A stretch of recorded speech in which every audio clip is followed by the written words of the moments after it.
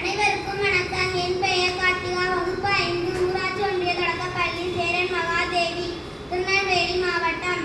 நலமுடன் வாழ 10 கட்டளைகள்.